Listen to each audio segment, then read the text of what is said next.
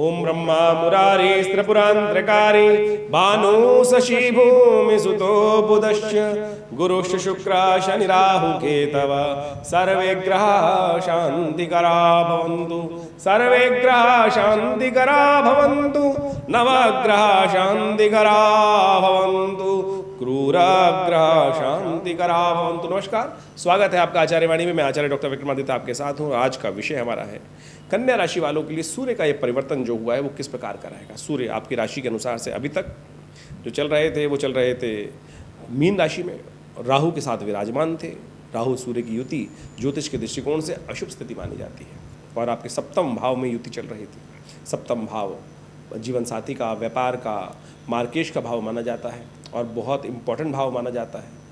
और वहाँ से सूर्य आगे निकल रहे हैं और सूर्य 13 अप्रैल को परिवर्तन का योग बनाकर 14 मई तक मेष राशि में, उच्च राशि में बृहस्पति के साथ जो पहले से वहाँ विराजमान है, अष्टम भाव में पदार्पण करने वाले।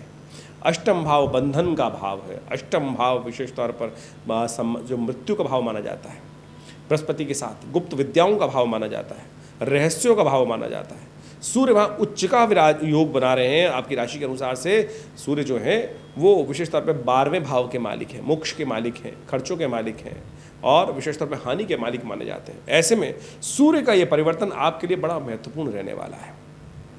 जब कोई ग्रह उच्च का हो जाता है तो कहा जाता है कि बहुत सारी नेगेटिविटी समाप्त होने के योग बन जाते हैं। बृहस्पति वहाँ पहले से विराजमान है और ये स्थिति यहाँ पर आपको बहुत सारे कुछ नए एग्रीमेंट्स की तरफ ले जाएगी, नए विचारों में ले जाएगी, नए बहुत सारे रहस्यों की बातों को उद्घट करने के योग बनाएगी। और ऐसे में ये ग्रहों की स्थिति जो है आने वाले समय में आपका भाग्योदय करने की स्थिति बना सकती है। बहुत सारे नए शोध के लिए, नए कार्यों में विचार करने के लिए ये स्थिति ग्रहों की आपके लिए बड़ी अनुकूल दिखाई देती है। ऐसे में कुछ लोग आपके जीवन में लगातार जो परेशान करने के योग बना रहे हैं, कन्या राशि वालों को समझ लेना चाहिए वो स्थिति बनी हुई है, क्योंकि शनि महाराज लगातार आपकी राशि के अनुसार से छठे भाव में विराजमान है, रिपु वाले स्थान में, शत्रु वाले स्थान में विराजमान है और स्वग्रही होकर वहाँ विराजमान है। तो लगातार रोग और शत्रुओं को बढ़ाने की स्थिति उत्पन्न करते दिखाई दे रहे हैं। और ऐसे में वहाँ पर उनकी दृष्टि जो सूर्य पर और साथ साथ बृहस्पति पे चल रही है, ये भी थोड़ा कष्ट देने के योग बना रही है। तो आपको इसको परिवर्तन करने के लिए कुछ खास बातों पर काम करने की ज़रूरत है और सूर्य यही योग बनाकर आए। सूर्य उच्च के होने जा रहे हैं, इसके बाद भाग्य में पदार्पण करेंगे। बृहस्पति महाराज भी भाग्य में पदार्पण करेंगे, पूरे वर्ष वहाँ चलेंगे और भाग्य से उन्नति के योग बनाएंगे। ये अंतिम समय है जो आपके लिए कुछ नए रास्ते को डेवलप करने का रास्ता बन सकता है। सूर्य नए विचारों को उत्पन्न करने वाले हैं, नए कार्यों पे काम कराने के योग आपकी राशि के अनुसार से बनाने की स्थिति में आए हैं। ऐसे में थोड़ा सूर्य को बल देने की ज़रूरत रहेगी। बृहस्पति और सूर्य की युति बड़ी विचित्र स्थिति बनी है। आमतौर पर सूर्य के साथ जो भी ग्रह योग बनाते हैं वो सूर्य उनको अस्त कर देते हैं। और लेकिन यहाँ बृहस्पति के साथ जब तक सूर्य विराजमान रहेंगे, 13 अप्रैल को सूर्य यहाँ पर आएंगे, बृहस्पति पहले से विराजमान है, लेकिन 1 मई को बृहस्पति आगे भाग्य में चले जाएंगे। तो यहाँ जब तक मेष राशि में रहेंगे इन 15-20 दिनों में, तो सूर्य इनको अस्त नहीं करेंगे। तो यानी सूर्य बृहस्पति पूरी तरह से आपके लिए इस वक्त धन का आगमन करने के लिए, व्यापार के कार्यों में सुख को देने के लिए, जमीन जायदाद का रास्ता बनाने के लिए बहुत सुंदर योग बनाते दिखाई दे रहे हैं। ऐसे में यदि सूर्य का जो शोध है उस पर नए विचारों पर आप कार्य कर लें तो आगे में भाग्योदय बनाने के योग, जब बृहस्पति के साथ सूर्य आपकी राशि के अनुसार से मेष वृषभ राशि में प्रवेश करेंगे तो ये सुंदर इन सब कार्यों का लाभ प्राप्ति करने का योग तब बनाएंगे। तो ऐसे में विशेष तौर पर आपको सूर्य को और बृहस्पति को बल देने की ज़रूरत है।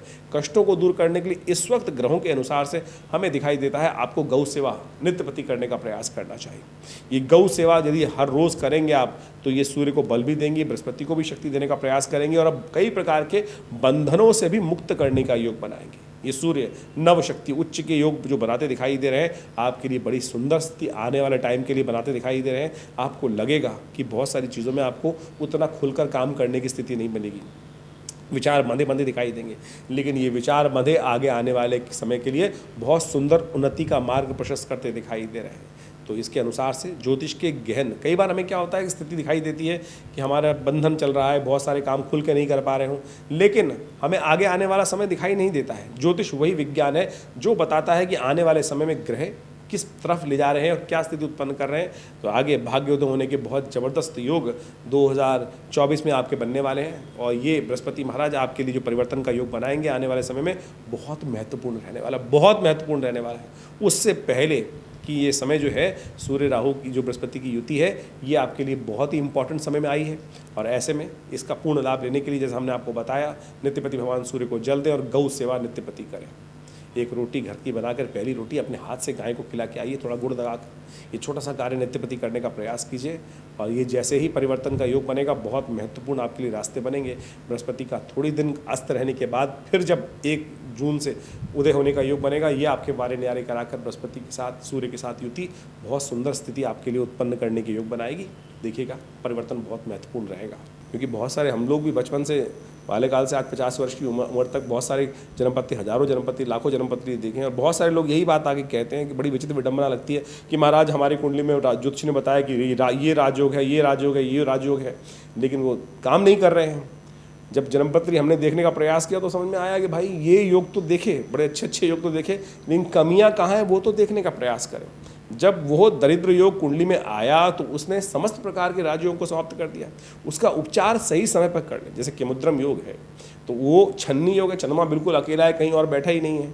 तो यदि वो योग विद्यमान है तो 10 प्रकार के क्या 100 प्रकार के राजयोग भी हों, राजा के घर में भी व्यक्ति पैदा हो जाए तो भी छन्नी बन जाती है। लाखों करोड़ों रुपए हाथ में रुकते ही नहीं हैं। तो इन सब योगों को अच्छे से समझने के लिए जन्मपत्री पर विचार करना परम आवश्यक है, अच्छे से अध्ययन करना परम आवश्यक है और उसके बाद सही समय पर सही उपयोग किया जाए। जैसे आपको केमुद्रम योग की बात बताएं कि बहुत वर्ष पूर्व एक जन्मपत्री आई, उसमें हमने कहा कि भाई एक काम करो, इनके आपके बच्चे की कुंडली में इस प्रकार का दरिद्र योग है, तो इसको उपाय करने के लिए सबसे पहले एक ध्यान रखो कि इसका एक रिजर्व फंड तैयार कर दो कि कभी भी ये बच्चा इस पैसे को हाथ ना लगा पाए, कैसी स्थिति बन जाए, केवल इसका ब्याज ही इसको मिलता रहे। ये उपयोग ये प्रैक्टिकल उपाय है। इसको आप उपाय कर कर यदि आप ये कार्य कर लेंगे तो देखिए क्योंकि कुंडली में दरिद्र योग है, कब ना स्थिति ऐसी बन जाए और कब उसको परिवर्तन करने के लिए ऐसे में उनके पिताजी ने ये उपाय किया और मैं आज भी देखता हूँ उस व्यक्ति के जीवन में वो फंड काम आता है।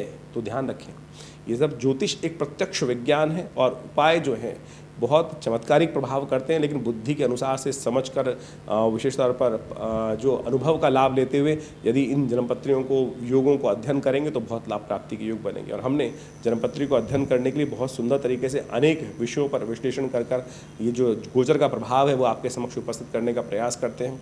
इन सब गोचर का प्रभाव भी और साथ साथ मूलभूत जन्मपत्री को समझकर उनकी दशाओं को अंतर दिशाओं को समझकर यदि कार्य किए जाएँ तो बहुत सुंदर रहेगा। हमारा ये विवेकानंद योगाश्रम इस प्रकार के शोध में पिछले काफ़ी वर्षों से लगा हुआ है। हमारे पिता आचार्य श्री केशव देव जी के सानिध्य में रहकर यहाँ बहुत सारे हमने भारतीय पराविद्याओं के विषयों पर शोध किया, यज्ञ विज्ञान, मंत्र विज्ञान, बहुत सारे मुद्रा विज्ञान, ऐसे बहुत सारे विषय आश्रम की तरफ से समय समय पर प्रकाशित किए गए। 50 से ऊपर विभिन्न पुस्तकें आश्रम के द्वारा प्रकाशित की गई हैं, स्वप्न विज्ञान के ऊपर, मंत्र विज्ञान के ऊपर, यज्ञ विज्ञान के ऊपर, भक्ति के ऊपर, कुंडलनी महाविद्या के ऊपर, मंत्रों के किस प्रकार से कार्य होते हैं, मंत्र कौन से कार्यों में विशेष करते हैं, कभी कोई मुकदमा आ जाए, कोई ऐसी स्थिति बन जाए, कैसे अनुष्ठान कार्य करते हैं, महामृत्युंजय मंत्र कैसे कार्य करेगा, मंत्र में शब्द का प्रयोग किस प्रकार से किया जाए। तो इन सब विषयों को बहुत वैज्ञानिकता के साथ समझने की ज़रूरत है और हमने इन सब विषयों पर बहुत सुंदर तरीके से बाल्यकाल से अपने पिता आचार्य श्री केशव देव जी के सानिध्य में रहकर बहुत सुंदर तरीके से उन चीज़ों को समझा और आपके अपने चैनल के माध्यम से समय समय पर आपके समक्ष वो सारे रहस्य उपस्थित करने का प्रयास करते हैं। आप विवेकानंद योगाश्रम में स्वयं भी आ सकते हैं। यहाँ नित्य 8 घंटे करीब यज्ञ होता है और रविवार को उस कार्यक्रम में सब लोग वहाँ उपस्थित होकर सुंदर तरीके से माँ भगवती के सानिध्य में यज्ञ करते हैं। माँ भगवती पीताम्बरा जगदम्बा की बहुत सुंदर दिव्य प्रतिमा यहाँ उपस्थित है, जो 1947 में मुल्तान से 500 साल पुरानी प्रतिमा हमारे आश्रम पे प्रतिष्ठित की गई हैं। वो जब कोई व्यक्ति लेकर आए और उन्होंने यहाँ विवेकानंद योगाश्रम में प्रतिष्ठित करी, तो आप भी विवेकानंद योगाश्रम में सानिध्य माँ भगवती का सानिध्य लेकर अपने जीवन में चमत्कार देख सकते हैं। और ये ज्योतिष के विषय जो हैं कहीं कपोल कल्पित नहीं है, प्रत्यक्ष है। इसको बहुत अच्छे से समझने का प्रयास करना। लेकिन समस्या क्या हो गई है, आज ज्योतिष जो है वो दुकानदारी बन गई है। कोई नग बेच रहा है, कोई कुछ बेच रहा है, दुकानें बना दी हैं लोग। कई लोग तो ऐसे हैं कि हाथों में 8-8, 10-10 अंगूठियाँ पहन के घूमते हैं। मैं भी जब एक बार एक चैनल पर सबसे पहले गया तो मुझे कहा गया कि महाराज आपने ना नग पहन रखे हैं, ना मालाएँ पहन रखी हैं, और ऐसे में तो ज्योतिष की जो इमेज होती है वो इसी प्रकार से की जाती है। तो भैया हमने कहा देखिए हम तो इसी प्रकार से सीधी तरीके से बैठ के प्रोग्राम देंगे, आपको बैठना कराना हो कराएं, ना कराना हो ना कराएं। लेकिन मैं आज भी देखता हूं कि होड़ लगी हुई है लोगों में। वो टीवी पर बैठे हुए ज्योतिषी अपनी मालाओं को दिखाने के लिए कि मैं उसने 4 पहन रखी है तो मैं 8 क्यों ना पहनूं। इस विषय पर ज़्यादा कार्य करते हैं लोग, लेकिन प्रत्यक्ष जो अध्ययन है शास्त्र के सम्मत हैं उस पे बात कम करने का प्रयास करते हैं। तो मैं, आप देखते होंगे नेशनल चैनल्स पर सब जितने बड़े चैनल्स हैं उन सब पे उपस्थित रहा और बहुत समय पर रहता भी हूँ, लेकिन वास्तविक तौर पे सत्य को, ज्ञान को, शास्त्र को अपने रूप से समझाने का प्रयास करते हैं। बाह्य आवरण बहुत सारे लोग बनाने का प्रयास करते हैं, लेकिन उस बाह्य आवरण से कोई फ़ायदा होने वाला नहीं है। आइए विवेकानंद योग आश्रम में हमारे बहुत सारे शोध के साथ जुड़ें, बहुत सारी पुस्तकें जो आश्रम से प्रकाशित हैं उन सब का अध्ययन लें। यहाँ आश्रम पर बहुत बड़ा हॉस्पिटल विराजमान है, योग प्राकृतिक चिकित्सा का एक बहुत सुंदर सेंटर है, मुद्राओं पर अद्भुत कार्य किया गया है। आपको पता है ज्योतिष विज्ञान के अनुसार से आप विभिन्न ग्रहों का उपचार करने का प्रयास करते हैं, सूर्य का आप उपचार करने का प्रयास कर रहे हैं, सूर्य को किस प्रकार से ठीक किया जाए, तो ये सूर्य मुद्रा है। यदि सूर्य आपकी कुंडली में नेगेटिव प्रभाव कर रहा है तो केवल ये सूर्य मुद्रा अंगूठे के द्वारा इस प्रकार से उंगली को लगा देने से ये सूर्य मुद्रा बन जाती है। अद्भुत रूप से सूर्य की शक्ति, किसी का सूर्य नेगेटिव है उसको ठीक करना है तो इस मुद्रा का अभ्यास करते हुए यदि ओम गणे सूर्य आदित्याय नमः इस मंत्र का जप करें तो आप समझें आप बहुत प्रकार से अपने सूर्य की नेगेटिव प्रभाव को ठीक करने का प्रयास कर सकते हैं। और साथ साथ यदि शनि खराब है, शनि का दुष्प्रभाव ठीक हो ही नहीं रहा है, तो ये सबसे बड़ी उंगली को, ये शनि की उंगली है, अंगूठे के बेस पे लगाकर इस प्रकार से मंत्र जब ओम प्रांग प्रींग प्रोंग से शनिश्चराय नमः इस मुद्रा से कर लिया जाए तो हमने देखा कि किसी नग की आवश्यकता नहीं है, किसी और चीज़ की आवश्यकता नहीं है।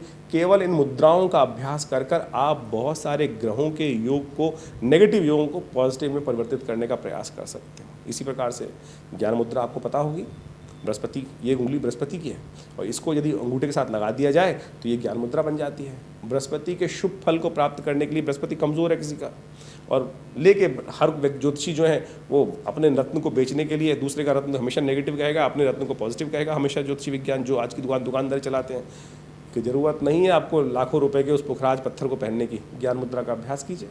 पहली उंगली अंगूठे के साथ लगाकर ये ज्ञान मुद्रा बन जाती है, शास्त्रोक्त है। आप सोचें भगवान कृष्ण भी इसी मुद्रा में गीता का उपदेश दे रहे थे। कहा जाता है प्रपन्न पारिजाताय तोत्र वेत्रे पाणय ज्ञान मुद्राय कृष्णाय गीतामृतवे नमः, कि भगवान कृष्ण ने गीता का अमृत जो ज्ञान था, इसी ज्ञान का स्वरूप बृहस्पति, और ये बृहस्पति की उंगली अंगूठे के साथ जोड़ देने से ज्ञान मुद्रा बन जाती है। तो अद्भुत प्रकार से आपके वास्तविक तौर पर हम इन्हीं रहस्यों के ऊपर इस चैनल के माध्यम से आपको समझ जोड़ने का प्रयास करते हैं। आशा करते हैं आप भारतीय पराविद्याओं को सही रूप से समझेंगे और दुकानदारी से हटकर कि विभिन्न ग्रहों को ठीक करने के लिए दुकानदारी ऐसी विचित्र हो गई है। शनि का तो बाजार आज की तारीख में इतना बड़ा व्याप्त हो गया है कि तेल पर तेल, हर कोने पर, हर दुकान, हर गली के कोने पर एक शनि मंदिर उपस्थित हो गया। शास्त्र में कहाँ वर्णित है शनि के मंदिरों को बनाने का वर्णन कहाँ मिलता है शास्त्रों में? आप सोचें कि ऐसे ऐसे लोग आते हैं 100 टीन तेल के चढ़वा देते हैं शनि महाराज पर। कहाँ, मैंने कभी एक बार बात करी, भैया कहाँ डालते हो उन तेल को? कहते हैं ज़मीन के अंदर डाल देते हैं। ज़मीन के अंदर डालते हो तो ज़मीन को और ख़राब कर रहे हो। एक इतनी मेहनत से निकाला गया तेल और उसका परिष्कृत पद्धति, और उसके बाद आपने उसको ज़मीन के अंदर डाल दिया, टॉक्सिन कर दिया, ज़मीन को भी खराब किया। तो शास्त्र में कहीं इस प्रकार का वर्णन नहीं है। तो शास्त्र के अनुसार से समय समय पर हम लोग इन सब बातों को आपके समक्ष रखने का प्रयास करते हैं। आज समय मिला तो हमने इस बात को भी आपके राशि के अनुसार से रखा, लेकिन और भी बात करें। आशा करते हैं आप इन सब बातों को पॉजिटिव रूप में लेने का प्रयास करेगा। हम किसी पे आक्षेपित करने का प्रयास नहीं कर रहे हैं, लेकिन ज्योतिष प्रत्यक्ष विज्ञान है। भारतीय संस्कृति में कहीं कोई दुकानदारी नहीं दी गई है। यदि आप विश्वास करेंगे तो आपके जीवन में चमत्कार ज्योतिष उपस्थित कर सकता है।